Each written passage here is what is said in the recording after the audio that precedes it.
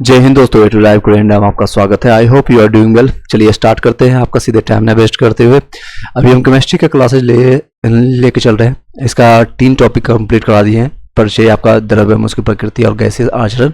आज हम परमाणु संरचना, जो कि इंपॉर्टेंट टॉपिक, उसको कंप्लीट करवाएंगे। उसको आज हम कंप्लीट करवाएंगे। ऑलरेडी प्लेलिस्ट बना दिया गया है, उसको आप जाकर देखिए, बार बार देखिए, रिवीजन कीजिए। तब तक आप मन मस्तिष्क को आप रिवाइज करते रहिए, आपका छप ना जाए दिमाग में, ताकि एग्जामिनेशन हॉल तक आपका जा सके। एटलीस्ट एग्जामिनेशन हॉल में जा करके आप जब टिक लगा देते हैं, आंसर लगा कर आ जाते हैं और आपका एग्जामिनेशन क्लियर हो जाता है, जब आप ज्वाइन कर लेते हैं, तो इसका कोई यूज नहीं है। Nothing is in your life, but आपको कैरी करना पड़ेगा। ये कंपटीशन है, आपको हजारों लाखों की संख्या में कुछ जो चंद सीटें निकल के आ रही, चाहे रेलवे हो, एसएससी हो, या फिर आपका बीपीएससी हो, बिहार एसएससी हो, और जो कि कई चीजें इसमें चल रही है, धांधली भी हो रही है। तो उन्हीं लोग का सिलेक्शन हो रहा है, जो कि टॉप मोस्ट क्रीमी होंगे, ऊपर से जिनका नंबर अच्छा आएगा, उन्हीं लोग का। सीधे टाइम में वेस्ट करते हुए चलते हैं परमाणु संरचना, एटॉमिक स्ट्रक्चर के बारे में जानते हैं। दोनों मीडियम में हम बताएंगे। यहाँ पर हिंदी मीडियम में हम पढ़ रहे हैं, लेकिन हम ज्यादातर वर्ड हम यूज करेंगे इंग्लिश में, तो दोनों मीडियम वालों को हेल्पफुल रहेगा। क्योंकि जो इंग्लिश मीडियम में पढ़ते हैं वो कुछ रॉकेट साइंस नहीं पढ़ते हैं, बस उसको इंग्लिश के रूप में पढ़ते हैं, यानी हिंदी इंग्लिश को मिक्सचर के फॉर्मेट में पढ़ते हैं। Even I more frequent English, but काफी लोग का जो है पिछले 1-2 साल 3 साल से, जब से वीडियो हम अपलोड कर रहे हैं, आप लोग के लिए बना रहे हैं, वो मैं हिंदी में ट्रांसलेट करते ही करते सारी चीजें मैंने आपको हिंदी इंग्लिश दोनों में बताते चला जाता हूँ। पदार्थों के जो है सूक्ष्म स्वरूप के बारे में प्राचीन भारतीय और यूनानी दार्शनिक बहुत पहले, लगभग 500 ईसा पूर्व में ही जानकारी एकत्रित कर रहे थे। जो पदार्थों के, यानी कि जो हम मैटर जानते हैं, उसके सूक्ष्म कण मॉलिक्यूल के बारे में जो है प्राचीन भारतीयों एवं यूनानी दार्शनिक, तो ये दोनों जो है 500 ईसा पूर्व में जानकारी एकत्रित कर रहे थे। प्राचीन भारतीय दार्शनिक जो है महर्षि कणाद के बारे में आपने पढ़ा होगा, जिसके बारे में मिलता है जानकारी। जो हमारे जो शरीर बना हुआ है, क्षितिज, जल, पावक, गगन, समीरा, यानी जो है ये 5 तत्वों से बना हमारा शरीर है, इन्हीं के बारे में जो इन्होंने बताया था। महर्षि कणाद ने बताया कि पदार्थ को छोटे छोटे टुकड़ों में लगातार विभाजित करने पर अंत सूक्ष्मतम कण जो है परमाणु प्राप्त होते हैं। यानी कि छोटे, जैसे आटा आप देखते होंगे, फ्लोर आपको देखते होंगे, या फिर आप चीनी देखते होंगे, आप शक्कर देखते होंगे, उसके जो छोटे छोटे टुकड़े करके जो लास्ट कण ऐसा बचता है, जो कि टुकड़े होने लायक नहीं बचता है, यानी उसको टुकड़े नहीं किया जा सकता है, वो सूक्ष्मतम कण जो होता है, वो छोटा कण जो है, वो आपको परमाणु कहलाता है। आई होप कि इसको याद रखें, क्योंकि थ्योरी के पोर्शन को भी रेलवे या ग्रुप डी या एनटीपीसी में इस तरह से पूछ लिए जाते हैं कि परमाणु का डिफिनेशन क्या है। तो अब जो है छोटे छोटे पदार्थ के छोटे छोटे टुकड़ों में लगातार विभाजित करने पर, यानी उसको लगातार तोड़ने पर अंत में जो सूक्ष्मतम कण मिलता है, उसको परमाणु कहते हैं। आई होप कि याद हो गया होगा। समझना जरूरी है, बार बार हम बता रहे हैं, समझना जरूरी है। इस सूक्ष्म कण जो है परमाणु को और अधिक विभाजित करना संभव नहीं होता है। मैंने जैसा कि बताया, इसको अब ज्यादा विभाजित नहीं कर सकते हैं। सबसे छोटा कण, जैसे आपको बाल ले लीजिए, आपके बाल का जो है सबसे टुकड़ा जो है, उसको बार बार आप करने के बाद एक ऐसा कण बचेगा जिसको आप विभाजित नहीं कर सकते हैं। एक अन्य जो है दार्शनिक, आपका जो है भारतीय दार्शनिक थे, उनका नाम है पकुधा काव्यायम जो है आपका पकुधा, आपका काव्यायम ने बताया कि पदार्थों के भिन्न भिन्न रूप इन कणों के संयुक्त होने से प्राप्त होते हैं। लगभग इसी समय ग्रीक दार्शनिक जो है, आपको इसी समय में लगभग उसी के, जैसे आपके कलीग होता है, आपके समकक्ष जो 2-4 साल आगे पीछे रहते हैं, काम करने वाले को उसी की समकक्ष कहते हैं। इसी समय में जो है ग्रीक का कौन सा है, तो ग्रीक के दार्शनिक जो है कौन, तो डेमोक्रिटस और ल्यूसिपर डेमोक्रेटस और ल्यूसिपस ने इन सूक्ष्मतम अविभाज्य कणों को एटम कहा है या परमाणु कहा है, सेम ही कर सकते हैं। ये ग्रीक भाषा का शब्द होता है, जिसका एटोमिया से बना होता है। एटम जो बना है एटोमिया से, जिसका अर्थ होता है ना काटे जाने वाला या अविभाज्य, जिसको कहते हैं। ये अब विभाजित नहीं होगा। जैसे डायलॉग होता है, मर्द को दर्द नहीं होता। मर्द मूवी में आपने देखा होगा अमिताभ बच्चन को, हालांकि दर्द होता है, सभी को दर्द होता है। 1 सेकंड का, चलिए आगे कहाँ थे हम। ग्रीक शब्द में इसका जो होता है एटोमिया, जिसका अर्थ होता है ना काटे जाने वाला है, अविभाज्य। परमाणु के बारे में ये सभी विचार जो है केवल दार्शनिक मत भरे थे, लेकिन इनका कोई जो है वैज्ञानिक आधार नहीं था। 18वीं शताब्दी के अंत में बहुत से वैज्ञानिकों ने नियमों और प्रयोगात्मक तथ्यों के आधार पर परमाणु सिद्धांत दिए गए। इससे पहले जितने भी थे, आपको जो है मैंने बताया, आपको विचारों के आपका केवल दार्शनिक मत थे। उसके बाद वैज्ञानिकों ने 18वीं शताब्दी में, यानी 1700 समथिंग से स्टार्ट हुआ प्रयोगात्मक जो है, यानी इसमें आपको प्रयोग किया गया था। उसके बाद तथ्यों के आधार पर इसको परमाणु सिद्धांत दिए गए थे। रासायनिक संयोजन के नियम क्या है, इन नियमों का जो प्रतिपादन लैबोरेटरी, जो कि आपका कौन है बताइएगा, जोसेफ एल फ्राउस्ट ने दिया था। किसने दिया था? तो रासायनिक संयोजन के नियम का जो है किसने प्रतिपादन किया था? तो लवाजिये कल लवाइजिए एवं जोसेफ एल प्राउस्ट ने किया था। रासायनिक संयोजन के मुख्यतः दो नियम है, द्रव्यमान संरक्षण के नियम है और दूसरा स्थिर अनुपात का नियम है। द्रव्यमान संरक्षण का नियम, इस नियम का प्रतिपादन जो है रूसी वैज्ञानिक लवाजियर ने किया था। इस नियम के अनुसार जो है द्रव्य ना तो उत्पन्न किया जा सकता है और ना ही नष्ट किया जा सकता है। इस नियम को इस प्रकार भी परिभाषित किया जा सकता है कि ये रासायनिक अभिक्रिया में पदार्थों का मूल द्रव्यमान में कोई परिवर्तन नहीं होता है, अर्थात अभिकारकों का द्रव्यमान उत्पादों का द्रव्यमान बराबर होता है। अभिकारकों का द्रव्यमान एवं तथा उत्पादों का द्रव्यमान जो है बराबर होता है। फिर से बता दें, दरम्यान यानी कि मास कंजर्वेशन ऑफ जो होता है law of conservation of mass के बारे में जानते हैं, इंग्लिश में कहते हैं इसको, हिंदी में इसको द्रव्यमान संरक्षण का नियम कहते हैं। इस नियम का प्रतिपादन जो है रूसी वैज्ञानिक लवाजिये ने किया था। इस वैज्ञानिक नियम के अनुसार जो है द्रव्य का ना तो उत्पन्न किया जा सकता है ना ही इसको नष्ट किया जा सकता है, यानी कि मास का ना तो इसको उत्पन्न किया जा सकता है। जैसे आपको थर्मोडायनेमिक्स का फर्स्ट लॉ क्या होता है? Energy neither created nor will destroy, यानी जो ऊर्जा का ना तो आपका जो है उसमें या ऊर्जा कर सकते हैं, एनर्जी का ना तो निर्माण कर सकते हैं ना ही इसको नष्ट कर सकते हैं। यही सेम चीज़ें इसको भी बोला गया। किसने दिया था ये जरूर याद रखिएगा, खास के लिए रूसी वैज्ञानिक कौन था? लवाजिये के रूप में। लवाजिये स्पेलिंग के फॉर्मेट आप इसको इंग्लिश में हिंदी में जैसे भी आप याद कर सकते हैं, तो आपके शॉर्ट फॉर्मेट में आप लिखते चलिएगा। जब भी शॉर्ट नोट्स बनाते हैं तो एग्जामिनेशन में जो बना करके ये लिख करके द्रव्यमान संरक्षण के नियम किसने दिया? तो बस इतना रखना है। रूस के आता है नहीं आता, इसके नहीं आता, बस ये आपको याद रखिए। इस नियम को जो है इस प्रकार भी परिभाषित किया जा सकता है इसका कि रासायनिक अभिक्रिया में पदार्थों के मूल द्रव्यमान में कोई परिवर्तन नहीं होता है। जो मूल द्रव्यमान जो होता है, मान लीजिए ये आपका मास है समथिंग, आपका 50 किलो का आपका वजन है, तो पृथ्वी पर भी वही 50 किलो का ही रहेगा। चंद्रमा पर चल जाएंगे तो भी आपको 50 किलो है, तो इसमें कोई परिवर्तन नहीं होता है, अर्थात जो है अभिकारकों का द्रव्यमान या उत्पादों का द्रव्यमान जो है बराबर होता है।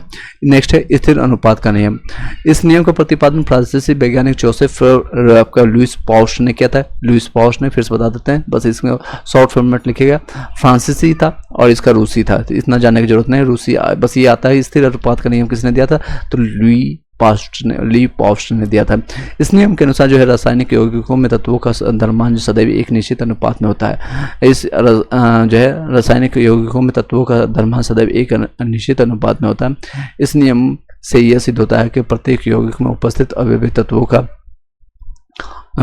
का जो है, चलिए कहाँ थे, हाँ, अवयवी तत्वों का अनुपात जो है सदैव निश्चित होता है। अवयवी तत्वों का अनुपात जो होता है, रेशियो जो आपका रेशियो जो होता है सदैव जो है निश्चित होता है, कांस्टेंट होता है। चलिए नेक्स्ट है, यह यौगिक का रासायनिक संगठन स्रोत अथवा बनाने की विधि पर निर्भर नहीं करता है।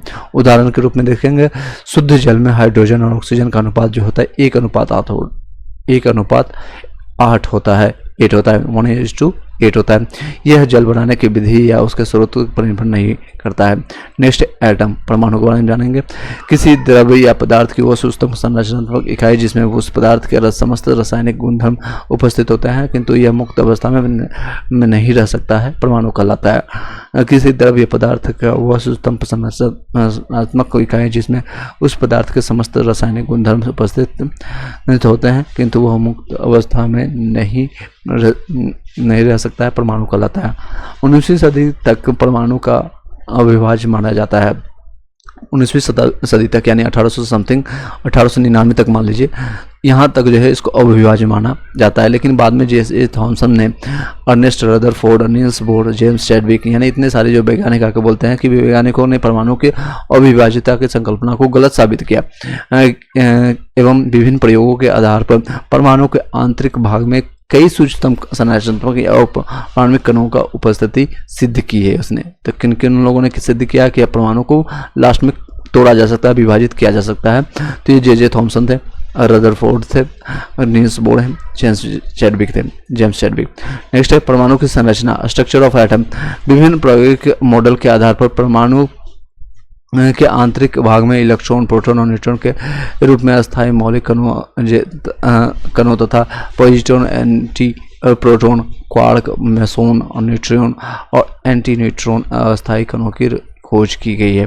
इलेक्ट्रॉन क्या होता है? ब्रिटिश भौतिकी विज्ञानी जो है जे थॉमसन ने रदरफोर्ड रे जो है आपका कैथोड रे ट्यूब वो प्रयोग से सिद्ध किया कि कैथोड किरणें अत्यंत सूक्ष्म ऋणात्मक कणों से निर्मित होता है, इन्हें इलेक्ट्रॉन कहा जाता है। इलेक्ट्रॉन जो है आपका किसको कहता था, आपको ब्रिटिश वैज्ञानिक जो है आपका जे थॉमसन ने कैथोड आपका जो रे ट्यूब प्रयोग से सिद्ध किया कि कैथोड किरणें अत्यंत सूक्ष्म ऋणावेशित कणों से निर्मित होता है, इन्हें इलेक्ट्रॉन कहा गया है। इलेक्ट्रॉन का द्रव्यमान और हाइड्रोजन परमाणु के द्रव्यमान का 1/1836 याद करने के लिए बता देते हैं। 1/18 दोनों 36 याद रखेगा। 1836 में भाग के बराबर होता है, जो विरामावस्था में जो है 9.1 × 10 to power -31 kg होता है। 31 kg के द्रव्यमान इसका होता है। फिर से बता दें, इलेक्ट्रॉन का द्रव्यमान हाइड्रोजन परमाणु के द्रव्यमान का, इलेक्ट्रॉन का जो द्रव्यमान होता है हाइड्रोजन परमाणु के द्रव्यमान का 1/1836 में भाग के बराबर होता है, जो विरामावस्था में 9.1 × 10 to power -31 kg होता है। यानी इलेक्ट्रॉन का द्रव्यमान कितना होता है, ये आपका होता है इलेक्ट्रॉन का द्रव्यमान। 1 इलेक्ट्रॉन इज इक्वल टू होता है 9.1 × 10 to power -31 होता है। इस आधार पर ये निष्कर्ष निकाला गया है कि परमाणु विभाज्य संरचना है, जिनमें कणिकाएं संरचनात्मक इकाई है। वे नाभिक के चारों ओर निश्चित कक्षाओं में चक्कर लगाती है। इसका परम आवेश जो होता है, यानी इसका चार्ज जो होता है 1.6022 × 10 to power -19 कूलम होता है। कितना होता है, 1.6022 × 10 to power -19 कूलम होता है। प्रोटॉन के बारे में जानते हैं। जर्मन जो है वैज्ञानिक जो है आपका गोल्डस्टीन, प्रोटॉन की खोज किसने किया था, गोल्डस्टीन याद रखेगा, ने कैनल किरणों की खोज किया था और इसमें जो है धनावेशित होता है आपका जो है ये पॉजिटिव होता है, से निर्मित होने को सिद्ध करता है। जो 1919 में अर्नेस्ट रदरफोर्ड ने परमाणु के केंद्र में धनावेशित कणों का संकेंद्रित होना बताया है और इन्हें प्रोटॉन नाम दिया था। प्रोटॉन परमाणु के नाभिक में उपस्थित होता है और इसका जो है आवेश 1.60 × 10 to power -19 कूलम होता है। ये पॉजिटिव में होता है। इसका द्रव्यमान 1.67 × 10 to power -27 किलोग्राम होता है। तो दोनों का द्रव्यमान में डिफरेंस है। ये आपका इलेक्ट्रॉन का द्रव्यमान ये आता है, ये आपको देख सकते हैं, और ये निगेटिव में होता है इलेक्ट्रॉन में, बस ये आपका आवेश का डिफरेंस है 1.6 × 10 to power -19 कूलम होता है इसमें चार्ज में। इसका आवेश जो होता है कूलम में, याद रखिएगा। इलेक्ट्रॉन को किस में नापा जाता है, तो कूलम में। चार्ज आवेश का मात्रक जो होता है कूलम होता है। प्रोटॉन का निर्माण दो क्वार्क कणों जो है यू और एक डाउन क्वार्क कण के संयोजन से होता है। क्वार्क एक मूल कण है जो अन्य क्वार्क कणों से संयुक्त होकर के मूल कण प्रोटॉन, न्यूट्रॉन आदि का निर्माण करते हैं।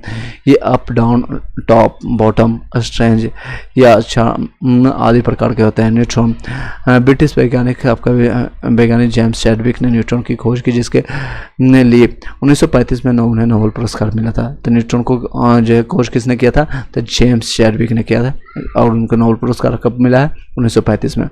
न्यूट्रॉन विद्युत जो है उदासीन होता है, इसमें क्योंकि कोई भी न्यूट्रॉन में कोई भी चार्जेस नहीं होता है। प्रोटॉन के बराबर जो है द्रव्यमान इसमें मूल कण होता है। ये दो अप डाउन जो है क्वार्क एक अप क्वार्क कण से निर्मित होता है। ये परमाणु के नाभिक में अस्थायी एवं बाहर स्वतंत्र अवस्था में अस्थायी होते हैं। जैसे आपके यहाँ देख सकते हैं, इसको शॉर्ट फॉर्मेट में लिखा गया है। जो खोज है यहाँ पर क्वेश्चन बहुत आती है, इसको फिर से बता देते हैं। यहाँ पर देख सकते हैं डिस्कवरी किसने किया था और क्या किया था। आपका इलेक्ट्रॉन की खोज किसने किया था, आपका जे थॉमसन ने किया। कब किया था, 1869 में किया, 1869 में किया है। और प्रोटॉन की खोज जेम्स चैडविक ने 1886 में। न्यूट्रॉन की 1885 में आपका जो है आपका हिस्ट्री से रिलेट कर देता है। 1885 में क्या हुआ था, इंडियन नेशनल कांग्रेस की स्थापना हुई थी, इंडियन नेशनल कांग्रेस के दिसंबर में, और इसके एक साल बाद आपका प्रोटॉन की खोज हुआ था, जॉन चैडविक आपके गोल्डस्टीन ने किया था। न्यूट्रॉन की खोज 1932 में रिसेंटली हुआ है, जो कि जेम्स चैडविक ने किया था। और ये देख सकते हैं इलेक्ट्रॉन जो होता है निगेटिव होता है, प्रोटॉन पॉजिटिव होता है। ये आपका न्यूट्रॉन न्यूट्रल होता है, उदासीन होता है। इसमें अमाउंट ऑफ चार्ज होता है 1.6 × 10 to power -19 कूलम होता है। ये नेगेटिव में होता है और ये पॉजिटिव होता है 1.6 × 10 to power -19 कूलम में। 1.602 भी कर सकते हैं, बाकी सभी चीज़ें हैं, इसमें कोई भी चार्जेस नहीं होता है। मास 9.1 × 10 to power -31 kg होता है इलेक्ट्रॉन का। और ये आपका प्रोटॉन का होगा कितना होता है, 1.67 × 10 to power -27 किलोग्राम होता है। ये भी प्रोटॉन के बराबर ही होता है, 1.6749 इंटू 10⁻27 kg के आसपास होता है। पॉजिट्रॉन जिसकी खोज एंडरसन ने किया, किसने किया था? पॉजिट्रॉन की खोज 1932 में एंडरसन ने किया। एक आपको जो है नाभिक की खोज के समय 1932 में जेम्स चैडविक ने खोजा था न्यूट्रॉन की। ये आपका पॉजिट्रॉन की खोज 1932 में एंडरसन ने की। ये एक अस्थायी धनावेशित मूल कण है जिसका द्रव्यमान जो है आवेश इलेक्ट्रॉन के बराबर होता है। द्रव्यमान और आवेश जो है इलेक्ट्रॉन के बराबर होता है, इसलिए इसे इसको एंटी इलेक्ट्रॉन भी कहा जाता है। इसका चक्रण भी इलेक्ट्रॉन के विपरीत होता है। एक पॉजिट्रॉन और एक इलेक्ट्रॉन मिलकर के 2 गामा फोटोन निर्मित करते हैं। न्यूट्रिनो, इसकी खोज 1930 में पाउलिन ने किया था। किसका? पाउलिन ने 1930 में जो है पाउलिन ने न्यूट्रॉन की खोज किया था। यह द्रव्यमान और आवेश रहित मूल कण है। एंटी न्यूट्रिनो का इसका जो है प्रतीक कण होता है। दोनों का चक्रण एक दूसरे के विपरीत होता है। पाई मेसोन, इसकी खोज 1935 में युकावा ने किसने किया था? युकावा ने 1935 में किया है। ये एक अस्थायी मूल कण होता है जिसका 3 प्रकार होता है। धनात्मक पाई जो होता है मेसोन यानी पाई पॉजिटिव में, ऋणात्मक पाई मेसोन नेगेटिव पाई में, और उदासीन पाई मेसोन पाई 0 होता है। इसका द्रव्यमान इलेक्ट्रॉन के द्रव्यमान का 720 गुना होता है। 10⁻⁸ सेकंड के निर्मित होता है, फिर नष्ट हो जाता है। फोटोन, यह ऊर्जा के छोटे छोटे बंडल होते हैं जो प्रकाश के चाल से गति करते हैं। इनका द्रव्यमान 0 होता है। सभी प्रकार के विद्युत चुंबकीय तरंगों का निर्माण प्रोटॉन के गति के करने से होता है। ये परमाणु के भाग्य से नहीं होते हैं, परंतु विभिन्न नाभिकीय क्रिया तथा नाभिकीय विखंडन और विखंडन के समय उत्सर्जित होते हैं। चलिए नेक्स्ट है अणु, मॉलिक्यूल किसी पदार्थ का वह सूचीकरण जो स्वतंत्र अवस्था में विद्यमान रह सकता है और जिसमें पदार्थ तत्व यौगिक के समस्त गुणधर्म समाहित होते रहते हैं, अणु कहलाते हैं। समपरमाणु यानी होमो एटॉमिक, ये ऐसे अणु जो समान प्रकार के परमाणुओं के संयोजन से बने होते हैं समपरमाणु कहलाते हैं। ऑक्सीजन आपका हाइड्रोजन। विषम परमाणु हेट्रो एटॉमिक, ऐसे अणु जो भिन्न भिन्न प्रकार के परमाणुओं के संयोजन से बनते हैं अब आपका विषम परमाणु कहलाते हैं। आपका H2O एंड कार्बन डाइऑक्साइड, इसमें देख सकते हैं ऑक्सीजन के दोनों ऑक्सीजन है, इसमें हाइड्रोजन है। सब आपका जो है वैसे अणु जो समान प्रकार के परमाणुओं के निर्माण से होता है, संयोजन बने होता है, इसको समपरमाणु कहलाता है। विषम परमाणु किसको कहते हैं? हेट्रो एटॉमिक, जिसमें अलग अलग परमाणु तत्वों का संयोजन होता है। जैसे आपका इसमें हाइड्रोजन और ऑक्सीजन का मिलने से क्या बनता है? पानी और वाटर बनता है। कार्बन और ऑक्सीजन को मिलाकर के क्या बनता है? कार्बन डाइऑक्साइड बनाता है। नेक्स्ट है परमाणुकता, एटोमिसिटी। किसी तत्व या यौगिक के एक अणु में उपस्थित कुल परमाणुओं की संख्या को आपको जो है कुल परमाणुओं की संख्या को क्या कहते हैं? इसको परमाणुकता कहलाता है, एटोमिसिटी कहलाता है। ये परमाणु संख्या के आधार पर एकल, द्वि, त्रि या बहु परमाणु हो सकते हैं। डाल्टन का परमाणु सिद्धांत, डाल्टन एटॉमिक थ्योरी, दार्शनिकता एवं उसके बाद की परमाणुवाद की अवधारणाओं की वैज्ञानिक रूप से व्याख्या अंग्रेज रसायन जॉन डाल्टन ने की। उन्होंने द्रव्यों की प्रकृति एवं विभाज्यता पर शोध करके आधारभूत सिद्धांत प्रतिपादित किए जो निम्नवत है। सभी द्रव पदार्थ परमाणु से निर्मित होते हैं। अभिक्रिया में परमाणुओं का ना तो सृजन होता है ना ही विनाश होता है। एक तत्व के सभी परमाणु द्रव्यमान एवं अन्य रासायनिक गुणधर्मों समानता रखते हैं। भिन्न भिन्न तत्वों के परमाणु साधारण पूर्ण संख्या के अनुपात में परस्पर संयुक्त होकर परमाणु यौगिकों का निर्माण करते हैं। किसी भी यौगिक में परमाणु के सापेक्ष संख्या एवं प्रकार निश्चित होते हैं। रासायनिक अभिक्रिया में परमाणु संयुक्त पृथक एवं पुनर्व्यवस्थित होते रहते हैं। परमाणु क्रमांक संख्या, एटॉमिक नंबर। किसी भी तत्व के परमाणु नाभिक में उपस्थित प्रोटॉन की संख्या तत्व की परमाणु संख्या कहलाती है। किसी तत्व के परमाणु नाभिक में उपस्थित प्रोटॉनों की संख्या तत्व की परमाणु संख्या कहलाती है। इसे जेड से आपका प्रदर्शित करते हैं। ग्रुप डी में पूछा भी गया था परमाणु संख्या यानी एटॉमिक नंबर को किससे हम डिनोट करते हैं? तो जेड से इसको डिनोट करते हैं। किसी उदासीन परमाणु में इलेक्ट्रॉनों की संख्या के बराबर होता है। परमाणु संख्या बराबर होता है नाभिक में प्रोटॉन इज इक्वल टू उदासीन परमाणु में इलेक्ट्रॉन होता है। नेक्स्ट है परमाणु द्रव्यमान, मास, इसको एटॉम ए से डिनोट करते हैं। ये भी क्वेश्चन पूछा गया ग्रुप डी में कई जगह एग्जामिनेशन में। किसी परमाणु के नाभिक में उपस्थित प्रोटॉन और न्यूट्रॉन संख्याओं के योग को यानी प्रोटॉन संख्या प्लस न्यूट्रॉन की संख्या को योग को क्या कहते हैं? द्रव्यमान संख्या कहते हैं। इसे कैपिटल ए से डिनोट करते हैं। Capital A is equal to P plus Z के रूप में, यानी कि पी कह सकते हैं प्रोटॉन की संख्या या फिर आपको परमाणु क्रमांक, जेड या न्यूट्रॉन की संख्या n के रूप में जानते हैं। किसी परमाणु को दर्शाने के लिए परमाणु क्रमांक संख्या, द्रव्यमान संख्या और आपका तत्व प्रतीक इस प्रकार लिखते हैं। जेड को इस तरह से देख सकते हैं, ये आपका द्रव्यमान संख्या है और ये आपका प्रतीक x है और ये आपका जेड है, ये परमाणु क्रमांक है। एटॉमिक भार, परमाणु के नाभिक में उपस्थित प्रोटॉन और न्यूट्रॉन की संख्या का योग परमाणु भार कहलाता है। परमाणु भार बराबर को प्रोटॉन आपका प्लस न्यूट्रॉन होता है, आपका proton plus neutron. H hydrogen होता है, C आपका 12 होता है, नाइट्रोजन आपका 14 होता है, 16 ऑक्सीजन होता है और आपका सोडियम आपका 23 होता है, सल्फर आपका 32 होता है, क्लोरीन आपका 35 होता है, कैल्शियम 40 होता है। नेक्स्ट है परमाणु भार, एटॉमिक वेट के मॉलिक्यूलर वेट के इसको कहते हैं। अणु में उपस्थित कुल परमाणु के भारों का योग अनुभार कहलाता है, जिससे आपका कार्बन डाइऑक्साइड जिसमें जितने भी हैं उपस्थित मॉलिक्यूल के जो है परमाणु के भारों का योग है, कुल परमाणु के भारों का है। तो कार्बन क्या होता है 12, ऑक्सीजन का आपका 16 गुने 2 कर देंगे 32 और प्लस 12 कर देंगे आपका 44 आ जाएगा। कितना 32 प्लस 12 44 हो गया। वाटर के इसी तरह से निकालेंगे H2O का, ऑक्सीजन का 1 होता है एटॉमिक वेट, 1 × 2 करेंगे क्योंकि इसकी संख्या 2 है और प्लस आपका ऑक्सीजन का 16 होता है एटॉमिक वेट, दोनों ऐड करेंगे 18 हो जाएगा। ये भी कई बार एग्जामिनेशन में रेलवे में, बीपीएससी में और एसएससी में पूछा गया है, बिहार एसएससी में। समस्थानिक किसको कहते हैं? आइसोटोप। ये क्वेश्चन बहुत इंपॉर्टेंट है, टॉपिक याद रखिएगा।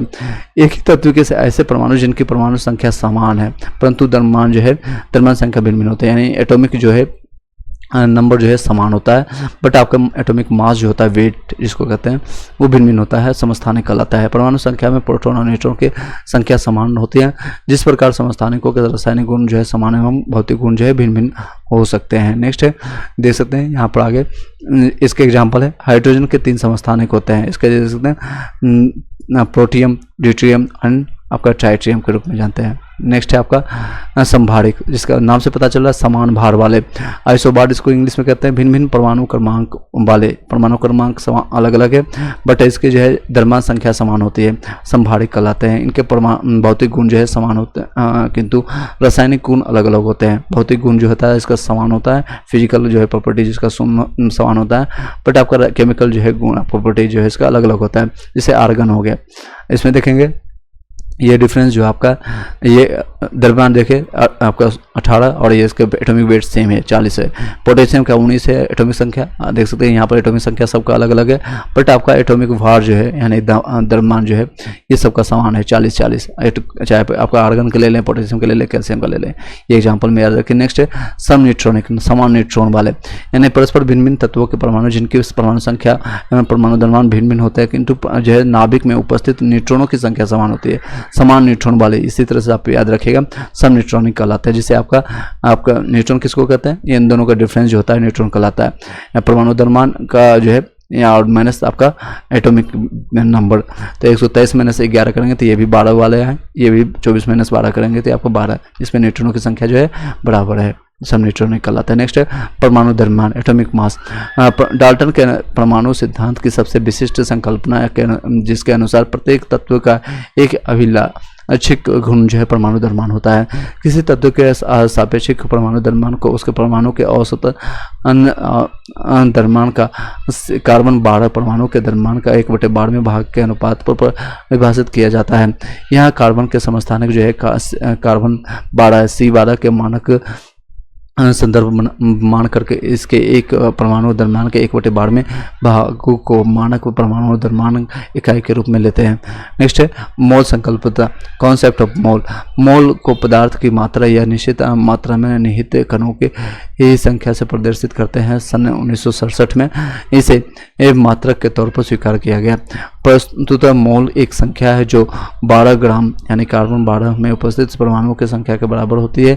ये 6.022 × 10⁻23 प्रायोगिक सिद्ध है, जिसे लोमिस्ट ये एवं अन्य वैज्ञानिकों ने सिद्ध ज्ञात किया। एमिडियो एवोगाड्रो के सम्मान में इसे एवोगाड्रो संख्या यानी Na कहते हैं। किसी पदार्थ का एक मोल उसकी वह मात्रा है जिसमें उतने ही कण उपस्थित होते हैं जितने एक कार्बन 12 ग्राम परमाणुओं की संख्या होती है। मोल संख्या = होता है कणों की संख्या अपॉन एवोगाड्रो संख्या एंड डिवाइडेड बाय 6.022 × 10⁻23। गैसों के लिए 1 ग्राम अणुओं का 0 डिग्री सेंटीग्रेड या 760 mm दाब पर जो आयतन होता है इसे ग्राम अणु आयतन कहते हैं। सभी गैसों के 1 ग्राम अणु 1 मोल का आयतन एनटीपी समान ताप दाब जो है तो नॉर्मल टेम्परेचर जिसको कहते हैं टेम्परेचर एंड प्रेशर पर 22.4 लीटर होता है। याद रखिएगा ये बार बार आता है, 22.4 लीटर होता है। 1 मोल बराबर होता है भार या द्रव्यमान अपूर्ण अनुभार के रूप में जानते हैं। N equal to capital W upon capital M के रूप में जानते हैं। कणों की संख्या यानी अणु परमाणु आयतन अपन एवोगाड्रो संख्या equal to N O upon N A के रूप में जानते हैं। मोल गैस का एसटीपी पर आयतन डिवाइडेड बाय 22.4 होता है। एन इक्वल टू भी अपॉन 22.4 होता है, 22.4 होता है। मोल द्रव्यमान संबंध हो जाता है परमाणुओं के लिए मोलों की संख्या इक्वल टू भार अपन परमाणु भार के रूप में जानते हैं। अणुओं की संख्या के लिए मोलों की संख्या इक्वल टू भार अपन अणुभार के रूप में जानते हैं। बिलियन की सांद्रता कई इकाई विलायक 1 लीटर में उपस्थित विलेय की मात्रा को सांद्रता कहते हैं। 1 लीटर में उपस्थित विलेय की मात्रा को सांद्रता के रूप में आता है। 5 लीटर जल में 10 किलोग्राम चीनी घुली है सांद्रता ज्ञात करते हैं। सांद्रता बराबर होता है 10/5 के रूप में, तो 2 किलो आपका आ जाएगा 2 किलोग्राम। सांद्रता को व्यक्त करने की विधि जो होता है मोलरता, जिसको मोलरिटी कहते हैं। किसी बिलियन के इकाई आयतन में मोलों की संख्या मोलरता कहलाती है। इसे कैपिटल एम से व्यक्त करते हैं। मोलरता इक्वल टू स्मॉल वाला मैंने बताया था छोटा बटे बड़का, यानी विलेय के मोलों की संख्या अपॉन बिलियन का आयतन जो होता है लीटर में, यानी capital M equal to N upon भी के रूप में जानते हैं। एन अपॉन भी के आयतन के रूप में जानते हैं। मोलों की संख्या मान लीजिए 5 है, डिवाइडेड बाय जितना भी उसके वॉल्यूम आएगा वो आ जाएगा। ये देख सकते हैं एग्जांपल में 6 मोल विलेय में 3 लीटर जल में घुला है तो मोलरता कितनी होगी? तो मोलरता कैपिटल एम इक्वल टू 6/3 आ जाएगा, 2 मोल पर लीटर हो जाएगा। 5 लीटर बिलियन में 90 ग्राम ग्लूकोज मिलाया जाता है तो मोलरता याद कीजिए। तो ग्लूकोज का भार जो होता है 90 ग्राम है दिया है। ग्लूकोज का अनुभार निकालेंगे C6, अभी कल के लास्ट वीडियो में मैंने पूछा भी था ग्लूकोज का फॉर्मूला क्या है, तो ये दे सकते हैं C6H12O6 होता है। याद करने के लिए बता देते हैं 6 12 आपका 6 याद रखेगा। तो इसमें आपका कार्बन लगा दीजिए, यहाँ पर आपका ऑक्सीजन, फिर आपका यहाँ सॉरी कार्बन, यहाँ हाइड्रोजन, यहाँ फिर ऑक्सीजन लगा दीजिए। कार्बन हाइड्रोजन ऑक्सीजन 6 12 6 याद रखिएगा। C6H12O6 के रूप में जानते हैं। यहाँ पर इस देख सकते हैं 6 कार्बन है तब कार्बन की संख्या एटॉमिक वेट होता है 12, तो 12 6 72 यहाँ आ गया। फिर आपका हाइड्रोजन का 1 होता है, 1 × 12 कर देंगे। यहाँ ऑक्सीजन का 16 होता है, 6 कर देंगे। ये टोटल ऐड करके 180 आ जाएगा। 190/180 करेंगे तो हाफ मोल आ जाएगा। मोलरता निकालेंगे मोल अपन आयतन, यानी 1/2 डिवाइडेड बाय 1/5 के रूप में रहेंगे, क्योंकि ये कटेगा आपका 5 से कट जाएगा। मोलरता 5 से, क्योंकि 5 लीटर दिया गया था तो आपका आ जाएगा 0.1 मोल पर लीटर आ जाएगा। मोलरता क्या होता है? मोलरिटी विलायक के इकाई द्रव्यमान में घुले हुए विलेय की मोलों की संख्या को विलरता के रूप में मोलरता कहते हैं। इसे स्मॉल एम से व्यक्त करते हैं। मोलरता जो होता है विलेय की मोलों की संख्या अपन विलायक का भार केजी के रूप में जानते हैं। Small M equal to small N upon small W के रूप में जानते हैं। 3 मोल विलेय 15 किलोग्राम पानी में मिला है। मोलरता का ज्ञात करें। मोलरता बराबर होता है 3/15 1/15 इक्वल टू 0.2 मीटर पर किलोग्राम होता है। नॉर्मलिटी क्या होता है? बिलियन के 1 लीटर आयतन में घुले हुए विलेय के ग्राम तुलनात्मकों की संख्या को उस बिलियन की नॉर्मलता कहलाता है। कैपिटल एन से व्यक्त करते हैं। नॉर्मलता इक्वल टू होता है विलेय का भार अपन बिलियन का आयतन इंटू 1000 अपन ग्राम तुलनात्मक। एन इक्वल टू डब्ल्यू अपन भी इंटू 1000 अपन कैपिटल ए। विभिन्न परमाणु मॉडल क्या होता है? परमाणु मॉडल थॉमसन का परमाणु मॉडल। इस मॉडल के अनुसार इलेक्ट्रॉन परमाणु के संरचनात्मक इकाई है जो आवेशित है, जबकि परमाणु सेम उदासीन है।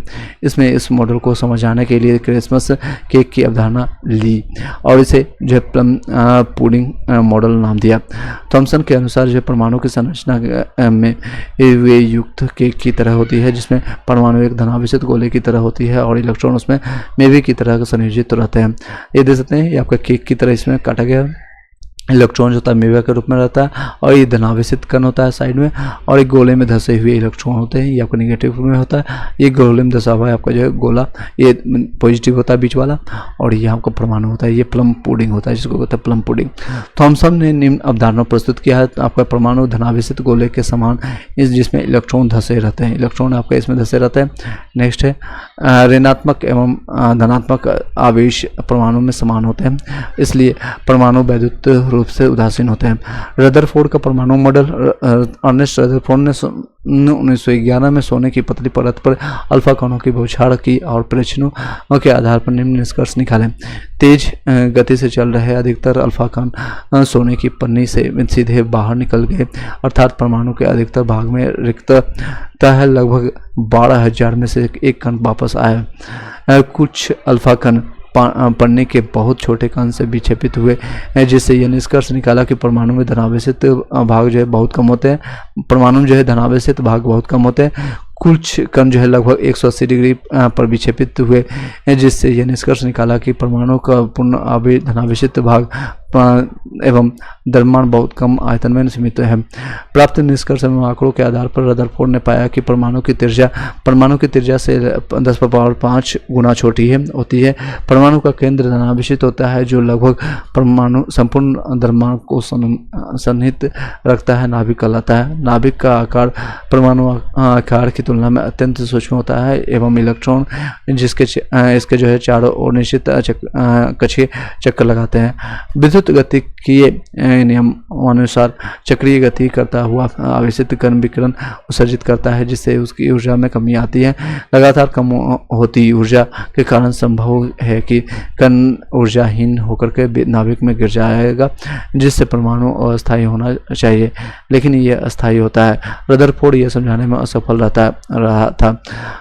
साथ ही नाभिक के बाहर गतिशील इलेक्ट्रॉनों की व्यवस्था के विषय में भी स्पष्ट व्याख्या नहीं कर पाया। तो ये सारी चीजें आप एक बार 2 बार पढ़ लीजिए, इससे ज़्यादा क्वेश्चन नहीं आती। चलिए नेक्स्ट करते हैं। बोर का परमाणु मॉडल। रदरफोर्ड के परमाणु मॉडल में व्याप्त कमियों को दूर करने के लिए नील्स बोर ने ये सारी जो कमियां निकाला गया था, क्या है क्या नहीं, इसको दोबारा सुन लीजिएगा। नील्स बोर ने एक नया मॉडल प्रस्तुत किया। ये बोर जो है मैक्स प्लांक के क्वांटम सिद्धांत पर आधारित था। क्वांटम सिद्धांत के परमाणु ऊर्जा का उत्सर्जन अवशोषण नियंत्रण ना होकर के छोटे छोटे अनिश्चित बंडलों या पैकेट्स के रूप में होता है, जिन्हें क्वांटा कहते हैं। जिन्हें जो है फोटोन भी कहा जाता है। नील्स बोर ने निम्न अवधारणाएं प्रस्तुत की। परमाणु में इलेक्ट्रॉन नाभिक के चारों ओर निश्चित कक्षाओं में निश्चित ऊर्जा कोणीय संवेग या निश्चित दूरी पर ही चक्कर लगाते हैं। ये कक्षा विविक्त कक्षाएं कहलाती है। इलेक्ट्रॉन के चक्रण के कक्षाओं को विभिन्न ऊर्जा स्तर के आधार पर कोश या कक्षा के भी कहते हैं। इस विविक्त कक्षाओं के चक्कर लगाता हुआ इलेक्ट्रॉन केवल अपने निकटतम कोश में जाने के लिए ऊर्जा का अवशोषण या उत्सर्जन करता है, तथा यह सतत नहीं होता है। इस क्वांटम को लीप कहते हैं। नाभिक एवं इलेक्ट्रॉन के मध्य स्थिर विद्युत आकर्षण को अपकेंद्रीय बल के द्वारा संतुलित कर दिया जाता है। इलेक्ट्रॉन नाभिक में नहीं गिरता है। इन कोशों को LMN यानी कि 1 2 3 4 के रूप में आधिक्रम में इंगित करता है। नील्स बोर के अनुसार जो होता है परमाणु मॉडल N का वैल्यू दे सकते हैं 1 2 3 4 यानी K से स्टार्ट होता है। K का वैल्यू आपका 1 होता है। ऐसे भी आपका जो है आपका रीजनिंग जो पढ़ेंगे तो स्टार्टिंग वर्ड होता है यहाँ पर ABCD से आप स्टार्ट करते हैं। K का वैल्यू कितना होता है तो 11, लास्ट का वर्ड ले लीजिएगा, फिर 12 होता है, फिर 13 होता है, फिर आपका ये 14वें नंबर पर आता है आपका। ये आपका स्टार्टिंग का 1 हटा दीजिए तो ये 1 2